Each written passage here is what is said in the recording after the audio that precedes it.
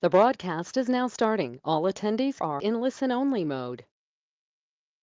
Well, good afternoon, good morning, good evening, wherever you are in different parts of the world. This is Krishna Vidula from Indo-Universal Collaboration for Engineering Education in India. Welcome to this another one of our wonderful webinars, and I'm really looking forward to this one. It's a special treat for you all today from the Royal Academy of Engineering. We have our speaker who is who I could almost call him Sir Peter Goodhew, he said, but it's Professor Peter Goodhew, is a commander of the Order of the British Empire, which I believe is an outstanding honor for anybody actually.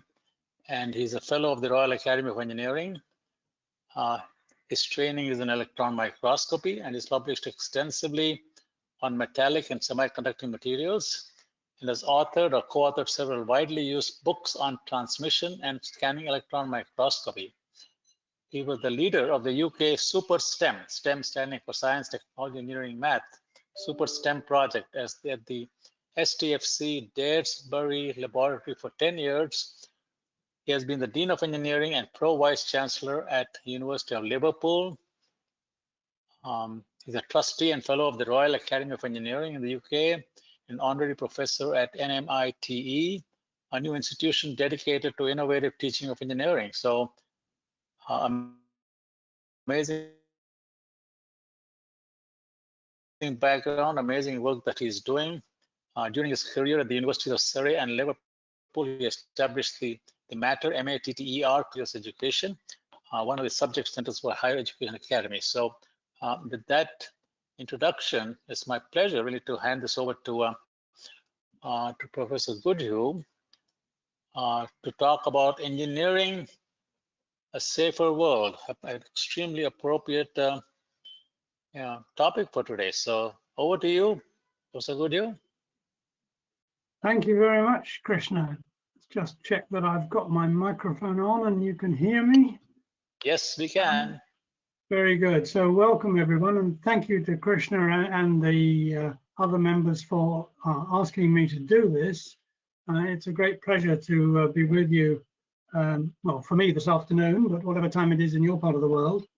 I wish you all well. This is a difficult time for all of us. I was just saying I was lucky enough. I've had my first vaccination against COVID just last Friday. So I'm on the way to being slightly protected. And I hope that all the rest of you are coping very well with this worldwide emergency. I want to talk today about, or my title is Skills for Safety, Engineering a Safer World. And if you look at my first slide, which I think you can see on your screen now, you'll notice that I'm illustrating immediately, I only noticed this today, I'm illustrating a bit of very unsafe practice, because that guy seems to be standing on the roof of a car with no support, and I'm sure that's dangerous. So that's not a very good for my seminar on safety. That's a picture of me just proving that I sometimes wear a tie, and I rather like bright ties. There's too many words on the screen, and I don't expect you to read them all, because we've put rather more words than I'm going to say on the screen so that you have a record afterwards. The PDF of my presentation will be available, and if you need to look back at any of the facts, then that's the time then the words will be available to you. So this is roughly what I want to try and cover today in the next 26 minutes. A little bit about the Royal Academy of Engineering, because I know you're not all in the UK, so an introduction to the Royal Academy might be interesting. Then I want to talk about the suite of programs we've got, which we're badging as Engineering X. And then I want to move on to one particular mission or program within Engineering X, which is engineering skills where they are most needed. I have the honor to chair that particular mission, and it's that I'm going to tell you a bit about today. I'll give you an update on where we've got to with that program, what we've done so far, and then I will close with an introduction to a new opportunity which we are launching, or we launched last week. So this is almost the first couple of days when this opportunity has been opened. So we'll describe that a little bit more, to join our safety champions in engineering education. So that's an outline of what I'm going to do. I'll leave, I hope, plenty of time for questions at the end. And my colleague Wahid is with me today, so that one or other of us should be able to cope with any questions you come up with. Right, so let's move on. The Royal Academy of Engineering first. What is it? Well, the Royal Academy is technically a charity, and you can see that there. And as a charity, of course, we can't make a profit. We are there for a charitable purpose, which is to deliver public benefit from engineering excellence. So the Academy is dedicated to excellence in engineering in order to benefit the public. Sometimes we tend to forget that when we get carried away with our enthusiasm for some particular project.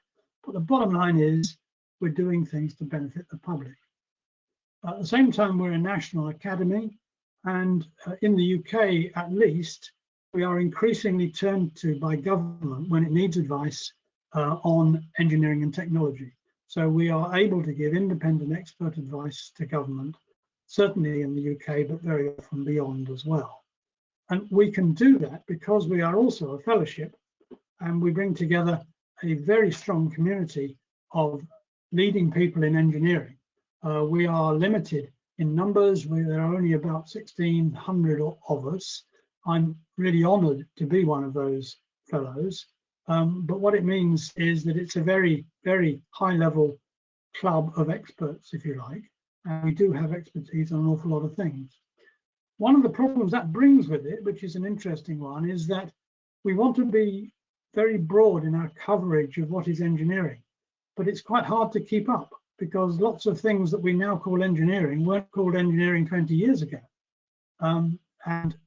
Keeping up is quite difficult for us, and keeping in touch with excellence in all the modern branches of engineering is a challenge for us, but a challenge we enjoy trying to meet. So what are the vision and mission of the Royal Academy? Engineering in the service of society is our vision, as I've said. Our mission is to deliver public benefit through excellence. And our goal is to harness the power of engineering to build a sustainable society and an inclusive economy that works for everyone. And that's an example, of course, of how things have changed. Probably if I were giving this talk 20 years ago, I would not have used the word sustainable. We now see it to be an absolutely crucial concept, and it has to come in to our thinking and the vision of the Royal Academy. Now let's move on to Engineering X, and one mission: engineering skills where they are most needed. Engineering X, as I'll show you on the next screen, as I say, too many words here, but basically, if I say that the X in Engineering X could stand for experts or expertise, or the multiplication sign, meaning we're trying to make things work more for us than they just do on their own. There's all those meanings to the X in Engineering X. But the important thing, skip the first 3 paragraphs of dense words. The 5 bullets at the end tell you some of the things we do. There are 5 missions within this program. One of them is associated with the safer end of engineered life. That comes home to us, doesn't it, when we see oil rigs at the end of their life and aircraft at the end of their life and so on. Very sophisticated engineered things which we have to do something with. Perhaps the par excellence example is nuclear reactors. So the safer end of engineered life is one set of projects. Safer complex systems is the second one. And increasingly, we're aware that we work with systems. Engineering is almost always involved with systems, and increasingly they are more and more complex. So getting to grips with the complexity is one of our constant and increasing issues. So that's our second mission. The third one is engineering skills where they're most needed. And I'm going to say a little bit more about that in a minute, because that's one that I lead. and that is associated with trying to upgrade, if you like, the engineering skills of the world, but particularly appropriately where and how they are most needed. And that won't always be the same everywhere. And that is why we try and differentiate that mission. I'll say more about that. The last two are transforming systems through partnerships, and partnerships increasingly, again, important to us in engineering. Much of what we do is with multiple partners, much of that is international and so on. So that's a very important aspect. And the last one, only added this year, when the pandemic hit us, is a program of preparedness for pandemics. Of course, we're almost too late to be prepared for this one, but it has reinforced the thought that we have to be prepared better in the future. So those are the 5 missions of Engineering X, and as I want to focus on particularly on one of those now, and that is engineering skills where they are most needed. So let me just expand on that one a little bit. One of the things you'll notice about this slide, and maybe earlier ones, if you look down in the bottom right, you'll see the logo of the Lloyds Register Foundation.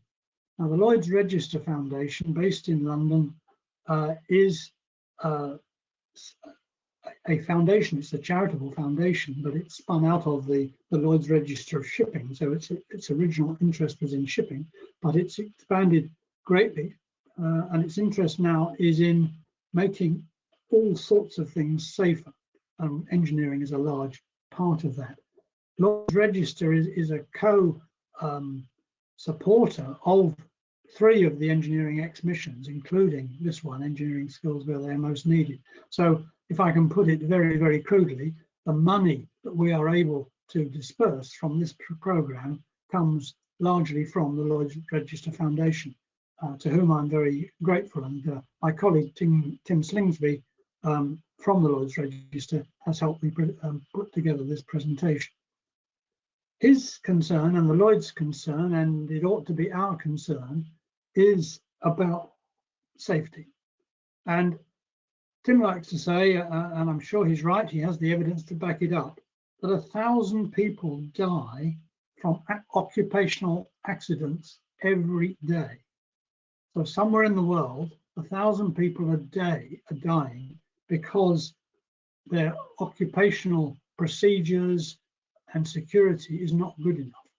If you add other aspects, so that's a pretty shocking statistic.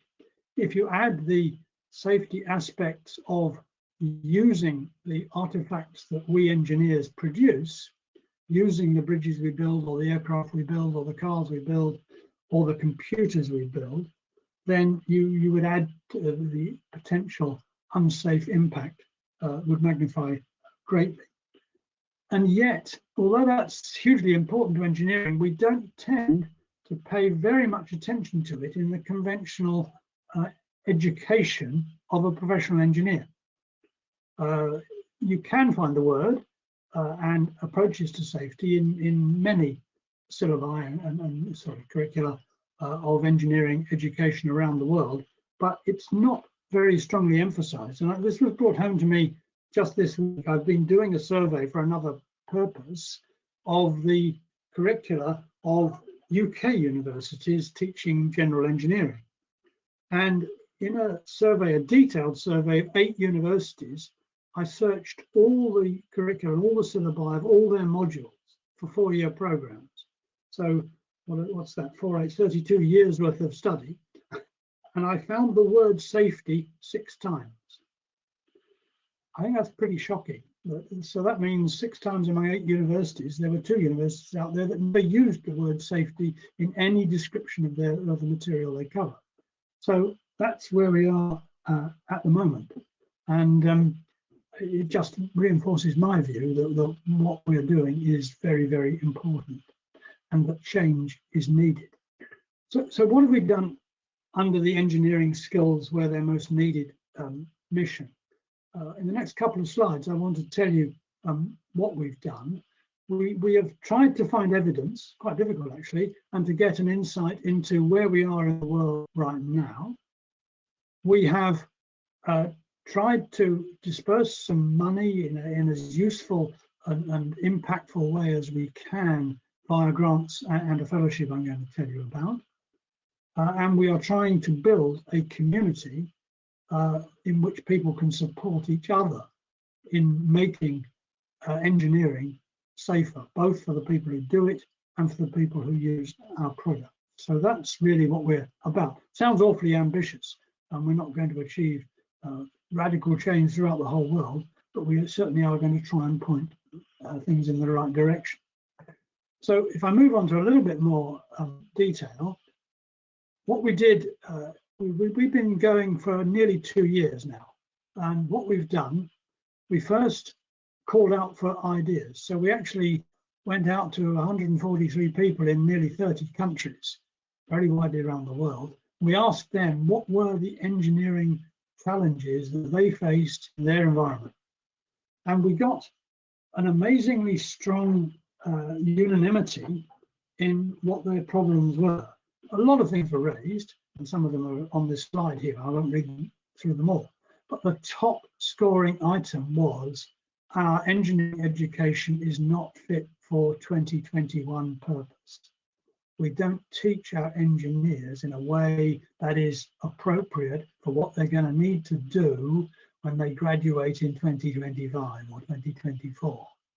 So that was the #1 hit from those 140 people when we asked them what needed doing.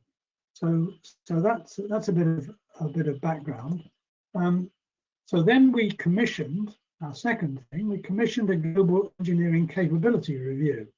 So we tried to find out in 2019 what the state of the world is across these 6 domains, which I've put on the screen here: knowledge, infrastructure, the labour force, how many engineers are there, the digital infrastructure, the industry, the engineering industry which exists in this country, and the safety standards. And we tried to do that across as many countries as we could reach. And that proved to be about 100 countries. So the capability review covered 100 countries. And if you read it, it's available. I'll give you the online address at the end. But if you want to read it, you'll find that we've got detailed tables of how things are in 100 countries.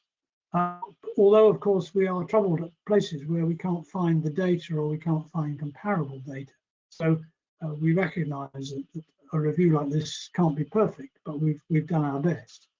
We've picked out 6 country case studies. You can see them listed there. They happen to be Cambodia, India, China, Jordan, Ethiopia, and Thailand, but they could have been a completely different 6. And we chose them to illustrate particular aspects of the special requirements of particular countries, recognizing that the need in each country is not the same, the infrastructure is not the same, the existing labour force and education system is not the same. So we can't give out messages which are universally acceptable everywhere. So one of the things we were trying to do was to identify what's the same, what's different across the world, and make some recommendations. So that is published. You can see a picture of the cover of it on the screen, and that report is freely available from the Royal Academy. A second thing we did, using that report as a sort of bit of a searchlight on what's needed where, we had a round of grants where we awarded grants up to £50,000 UK each, so significant size grants, and we were able to issue about 20 in our first year towards the end of 2019 and then mid-2020, of which an example are on the screen here. This is just 5 examples of things for people to whom we gave grants. Most of them aimed at trying to change the way, not just change, but improve the way engineering is taught and learnt in their country because of their local needs. So that was the point of the grants. I think it was 21, well, he will be able to correct me, but I think it was 21 grants we gave. In these days of COVID, some of them have been had to be modified a little bit because the recipients couldn't do exactly what they hoped they'd be able to do. So we're having at times changed the somebody's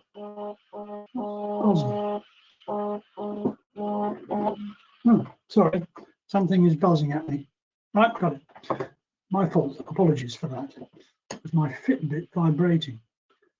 Right, so we have given out 21 grants, and we're waiting to see how they have operated and what they've achieved. And in the light of that, we're hoping to be able to issue more grants in the future. As I was in the middle of saying when my Fitbit buzzed, the COVID pandemic has forced a number of grant holders to change exactly what they were going to do, largely to put online things which were never intended to be online. But on the whole, grant holders have coped very, very well with the international emergency, and we're still getting a lot out of that. So that was phase 3, awarding grants.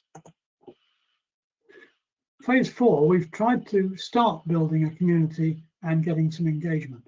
So we actually held a conference in London based around project-based learning, PBL, aimed at discovering how people were teaching engineers to tackle the Sustainable Development Goals.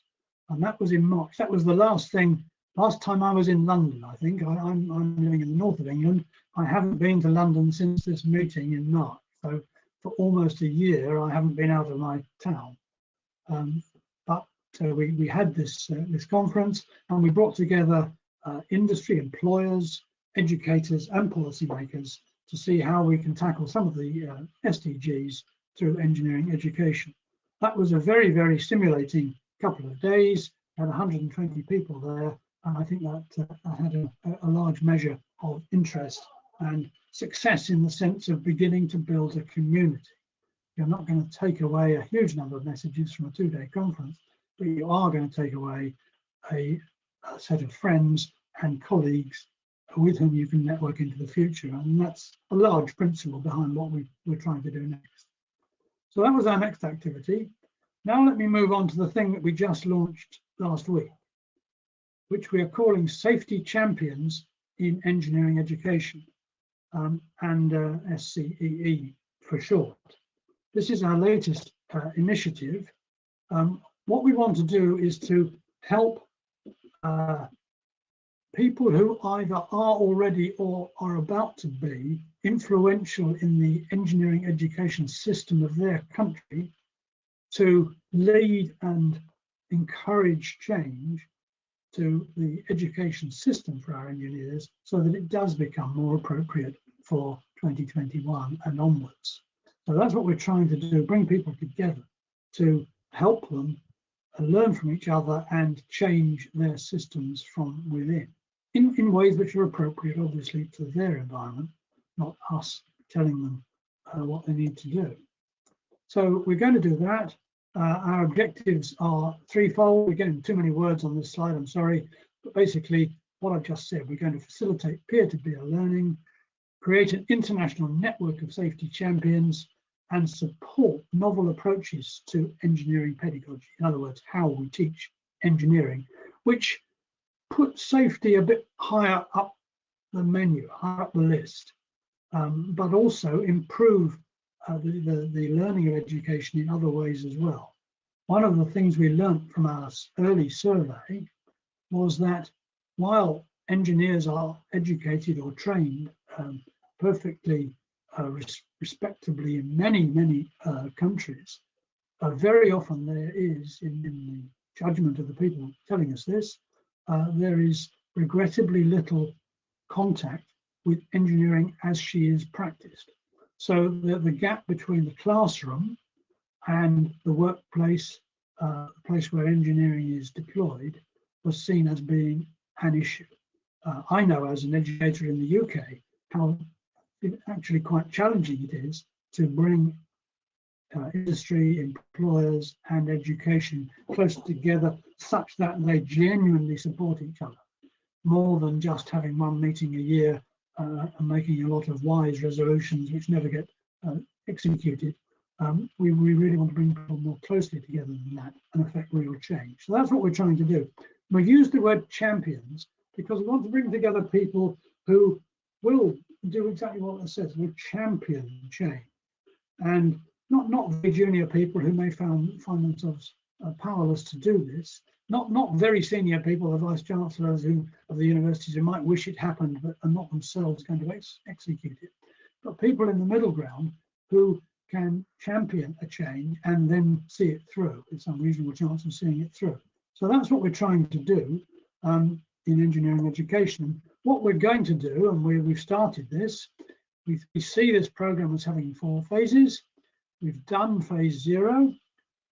Phase 1 is to run a program which was originally, before pandemic, going to be a residential program in London, and we were going to bring people to London to do this. We're now going to do it online, but we have recruited a combination of universities, a very old one, University College London, and a very new one, NMITE in Hereford, and a very new and innovative one. We've tasked them with putting up an 8-week program to start stimulating these champions to think about this. And what we launched last week was the invitation to bid to become one of these people to join this program. After the 8-week learning program, if you like, then there is a second phase of 6 months where the people who've signed up for this, our champions, will be remotely mentored by people all around the world, and will have support over 6 months following the course, with a view, A, to embedding what they've learned into being a sounding board for the change they want to make, but also to enable them to write a really good bid for seed funding projects, which might be a year and a half long, reasonably substantially funded in phase 3. And then as a bit of icing on the cake, in phase 4, at the end of this process, we've reserved 10,000 UK pounds to give some champion a prize for being the most resourceful or successful of these people. But I think that's just icing on the cake. I think the meat is in phases 1, 2, and 3, where we are going to recruit initially only 18 people. So there are 60 of you on this webinar at the moment, so not even all of you. But we're going to use a hub and spoke model to bring together people from half a dozen different places, maybe 3 people from each, hopefully from different institutions, so they can take back messages and feed them out, a sort of training the trainers approach. And those people, and we might do this again. If this is successful, and we will know when we've reached phase 3, really. If this is successful, we might do it again, depending on how it goes. We might use it to inform what grants we need to allocate for years 3 and 4 and 5 of our Engineering X program. So that's where we are. That's what there is an opportunity to go for at the moment. And so where are we? We've completed the appointment of UCL and NMITE to facilitate phases 1 and 2. We've opened the call for applications. There will be details at the end of this presentation. And take that further. I don't want to read all the words on this screen, but as I said, this is here for you to capture and come back to. But just flavour, these are the topics for the 8-week program, which is phase 1. And here are 8 things. And interestingly, if you look at week 2, I think authenticity is a very important issue. I started thinking about this 15, 20 years ago when I wrote a book on engineering education. One of my big things was, why do your students come? Why do they want to learn engineering? What do you think you're teaching them to do when they graduate? Why are we learning engineering? Not what engineering. There's lots of different answers to what engineering, but why are they doing it? And that's the authenticity thing. I pointed to the mission of the Royal Academy of Engineering. It is for public benefit. We are educating engineers so they can help society, not so they can personally get rich, although that could happen, but so that society is helped to progress. So that, I think, is a very important, and I just picked out one line out of an 8-week program, but that's the sort of thing that program will get you to think about. And then the 6-month remote mentoring support program. We've recruited a very big set, more than 18, in fact, internationally known mentors who will be helping with this part of the program. And then they will be addressing a variety of things designed to help people write a good bid for a change project which will make a difference. Again, the words, too many words to read, you can come back to those. And then we will be issuing seed funding grants of up to £50,000 UK pounds. So that is again a substantial project, which you'll have had, the people bidding will have had help in writing in the previous 6 months, and we hope will be the beginning of real embedded change. So that's the program. There's some examples there of the sorts of projects which might be bid for, but I don't want to give anyone an idea that we're trying to tell them what to do here. Things will emerge from your need locally as to what you want to bid for. And then at the end, as I said, a £10,000 champion prize, and we'll see if we can really make something out of. Really, the point of this is not the £10,000. The point is to review what huge successes have we managed to stimulate by the earlier parts of this program, and that will be our win and the world's win and your win if we get successful projects. So we've got in my notes here some eligibility criteria. The country eligibility is quite wide, and it's designed for educators from low and middle income countries, but there is, in the UK terms, an ODA a list of countries which is quite extensive, which you can study to see whether you're eligible. Institutions are being asked to partner, so that we don't want to accept we would accept a bid from a single hub institution, but we would expect it to have 2 or 3 spoke partners who will come together, so that it will be a hub and spoke model of rolling this out. And it has to come through the Royal Academies. I just noticed a spelling mistake here in item 3. It's not a Gantt management system, it's a grant management system, but you can get some help in dealing with that. So that's not a difficulty. The time scale for this is on the screen now.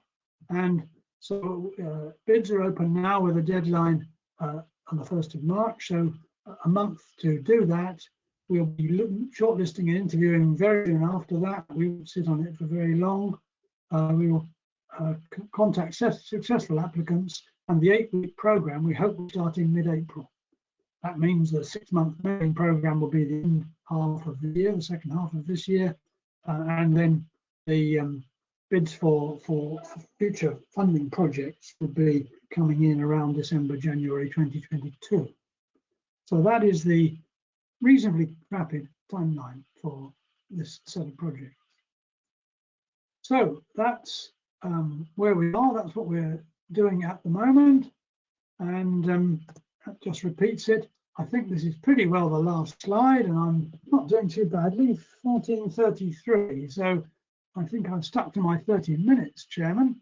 But there are links here to the Royal Academy, to Lloyd's Register, to the Engineering X, to the skills where they're most needed, and the SCEE, my email address, Wahid's email address, and we'd be happy to answer your questions at any time over the next few days or weeks. So that's really all I wanted to say, Krishna. Thank you for giving me this opportunity. Here we go. Shall I stop sharing my screen? If I can find out how to do it, I will stop. It's okay.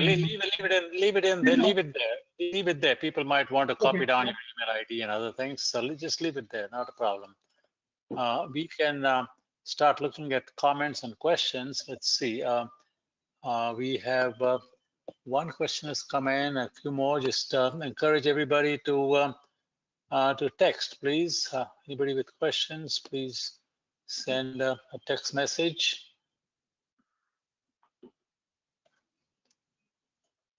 Yes, let's see. We have one from Dr.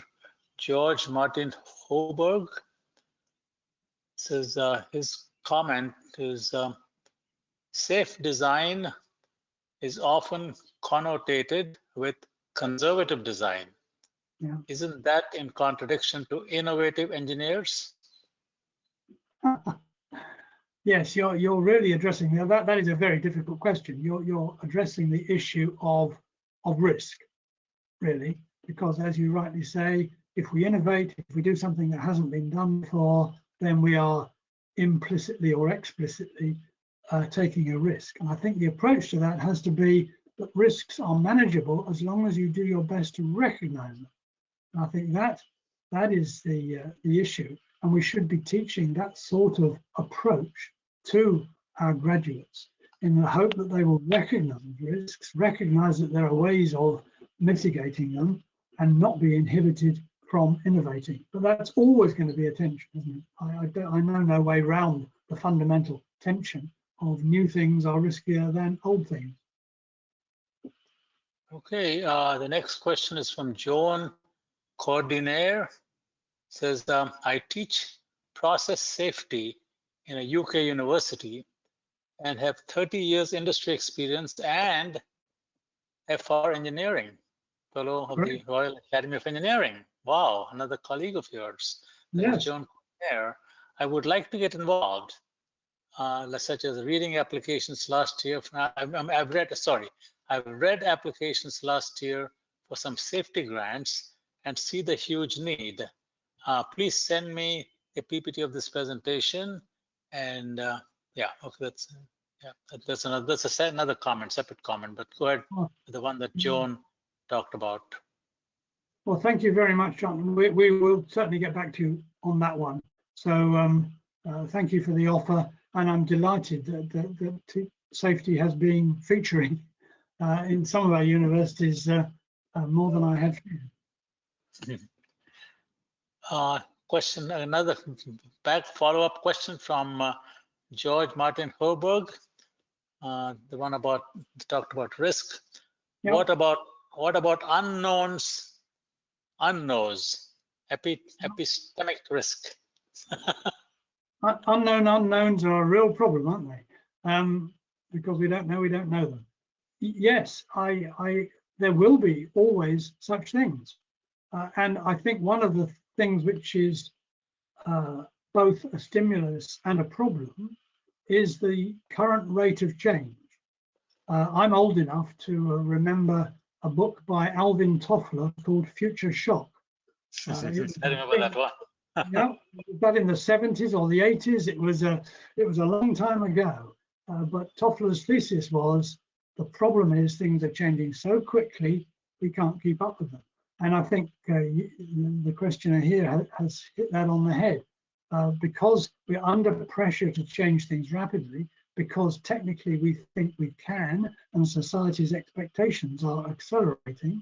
But on the other hand, the very speed of progress means that not everything is fully thought out or tested at the time it goes into practice. And I mean, aren't we just living in the last 12 months through a classic example of this? We are being forced into using vaccines which probably haven't had the period of testing that we would have regarded as normal 5 years ago. And we're doing it because it's better than the alternative of waiting another year or another 2 years. So again, you point to a tension which can't be completely resolved, but many problems are halfway addressed once we recognize that they're there. And that's what we've done with this one. I've unmuted you, Dr. Hoberg, if you want to add any comments of your own. No, he doesn't want to. Okay. Sorry, I'm missing the button.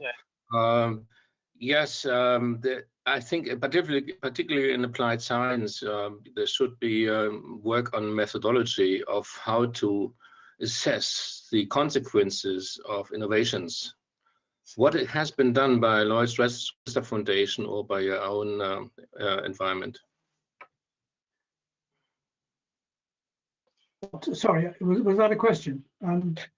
Yes, the methodology on assessing the consequences of innovations. Yeah. Is there work on these methodology? Is there any progress made? I'm not fully up to speed on that. I would need to deflect that to my colleagues at Lloyd's Register, but I'm not aware of formal work on that. but maybe that's my ignorance rather than there not being such things. Thank you. Okay, other questions? Shoma, Sunil, I put you on the panel. Do you have any questions, comments? This is Soma. Yeah. Dr. Goodhew, I have listened to your lecture before. You came to Granta Design in 2019 for International Symposium, so I'm quite familiar with your work. So thank you again for presenting such a great webinar. Appreciate it.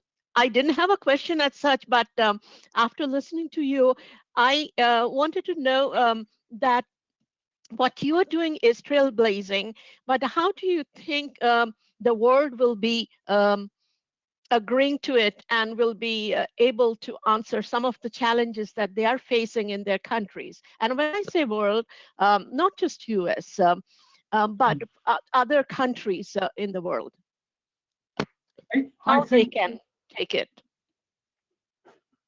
I think that's a very interesting question, but I'm actually more optimistic now than I would have been a couple of years ago.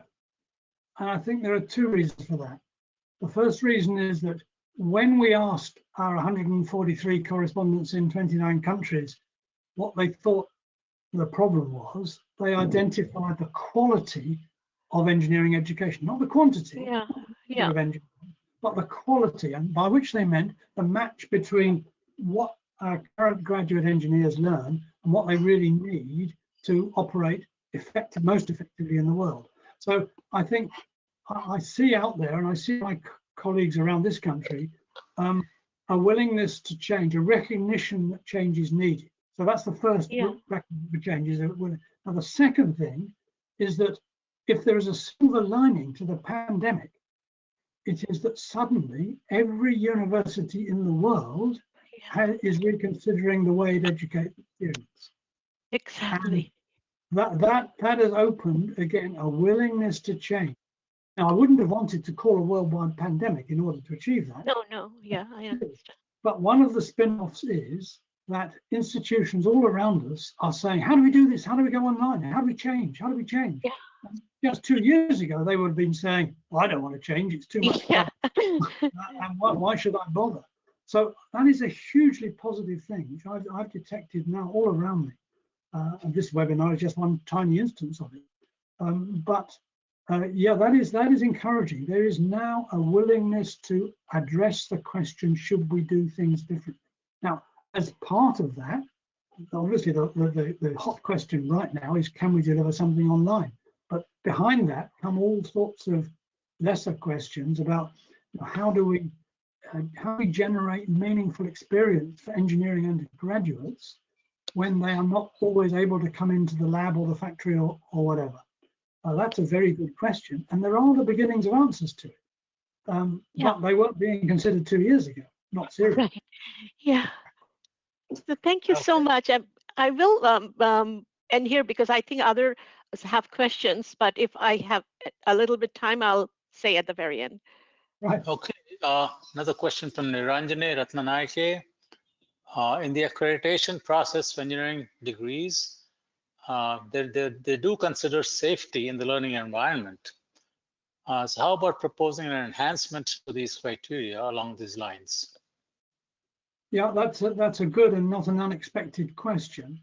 I think clearly accreditation and registration of engineers can play a powerful part in, if you like, keeping us honest, in keeping us moving in the right direction, in encouraging change in sensible and appropriate directions.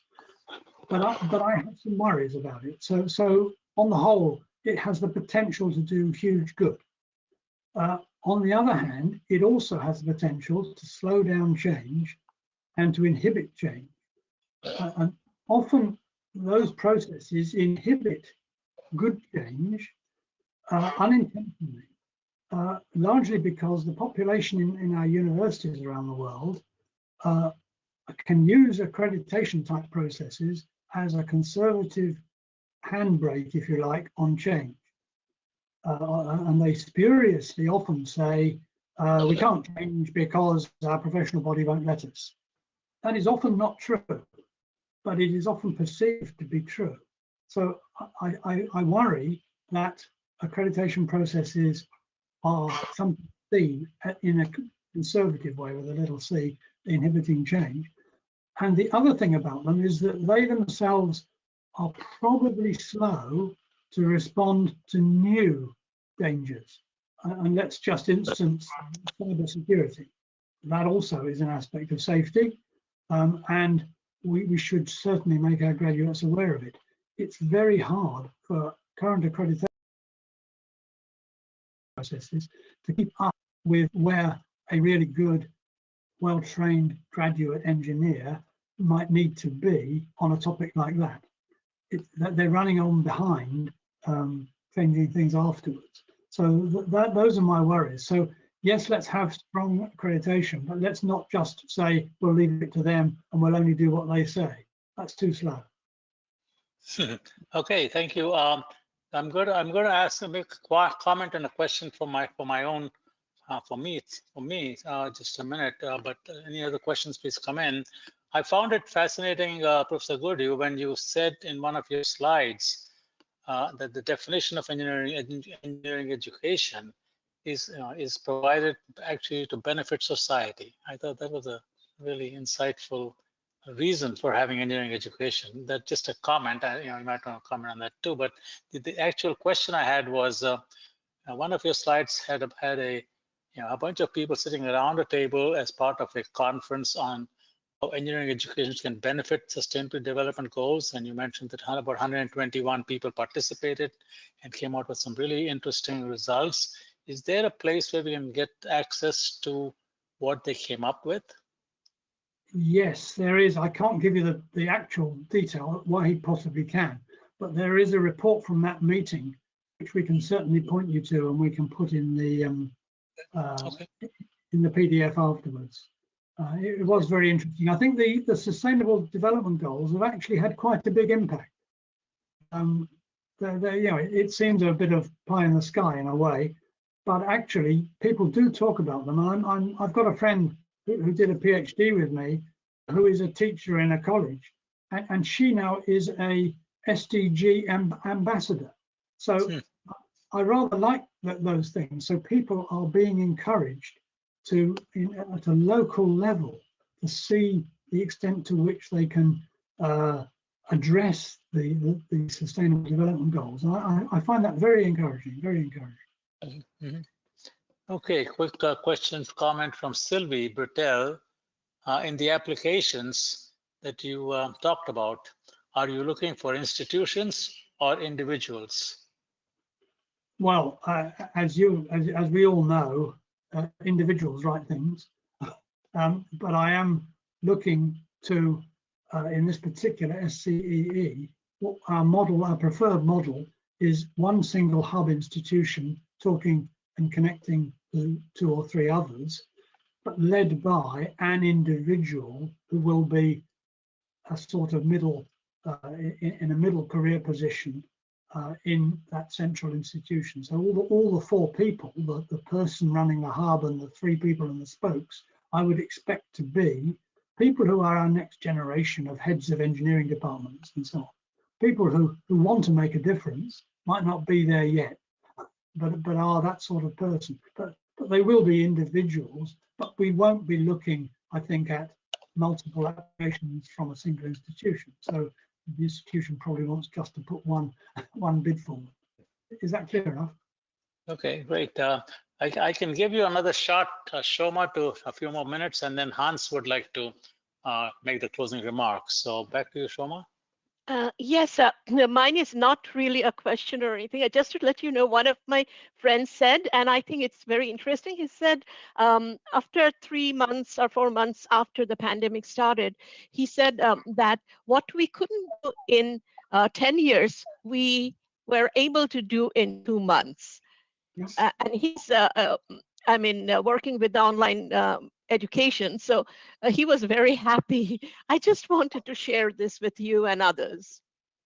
That's absolutely true. That's what I was saying about willingness to accept change. Once we, another thing I've often said, I haven't said it in this presentation, but I believe that many of us around the world know how to do engineering education better.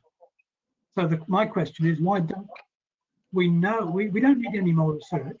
Well, not, you know, not a lot.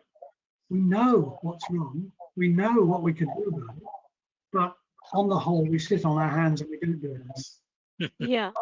A pandemic comes along and you take your hands from under your bum and you get on with it. Okay, thank you so much. Okay, I'm going to get you to Hans. You're on. Thank you very much, Peter. This is quite inspiring, and I've taken close notes of your comments, your presentations. The willingness to accept change is powerful, and as a deep reflection per se. And several other things. This whole notion of the SDG ambassador. I'd love to see what your experience has, because that's a critical issue for the GDC and IUC community moving forward. Just a couple of things. We will, first of all, I really want to thank you on behalf of our three communities and working closely with my friend Krishna for your very thoughtful presentation. We have a recording. We'd like to share that recording with our global community. One of the things that comes to mind is, as you know, we work in all of the continents, and for example, a very strong community is in Latin America. And I'm just wondering if there's a member of the Academy who could give a presentation in Spanish, for example. We have a regular webinar series in Spanish that brings together both the Latin American community and speaking both Spanish and Portuguese. I'll just plant that as a seed and follow up with you after this one here. Definitely, our communities working globally can help facilitate knowing about your programs. And I saw some of the deadlines coming up March. I'm a little bit concerned per se, but I can certainly facilitate and share with our community the informations about some of the programs that you described. So moving forward, I'd just like you to be aware of that. We have a number of also key strategic meetings, hybrid, virtual this year, and that I have the privilege of working closely and organizing them in Germany in September and in November in Madrid, Spain, in Europe, to say. And I'd like very much to discuss this with you per se. So in terms of, I work closely, in particular in some of the regions, and I've mentioned Latin America and certainly with Africa. I know there would be great interest to find a way to work with you per se. So let me just close with that and thank you very much, Peter, for your very thoughtful presentation today. It's of great value to us. Peace be with you, and above all, good health to you and all of us on this conversation here today. Thank you very much, and the same to you. Thank you, Hans. Thank you, Peter. Thank you, Wahid. And everybody, be safe, be happy, and be healthy. Be healthy. Take care. Bye. Bye. Thank you, Krishna. Goodbye. Bye. Bye. Bye, Wahid.